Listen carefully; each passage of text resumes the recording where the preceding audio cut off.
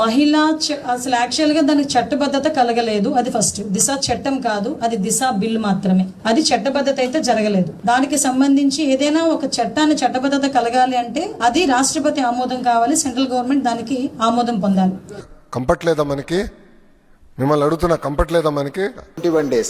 I would like to know from the honorable minister whether the government is considering to give assent to the Disha bill. जितने भी सरकार के द्वारा हो सकता है पूरा हम करने वाले हैं. Thank you.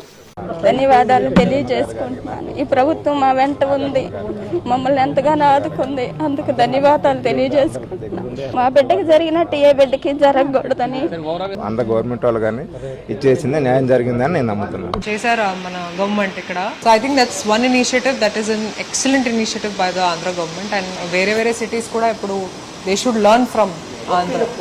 ఆ శక్తి యాప్ ఆన్ చేసి 3 సార్లు షేక్ చేసిన ఆటోమేటిక్ గా రిజిస్టర్ అయిపోతుంది.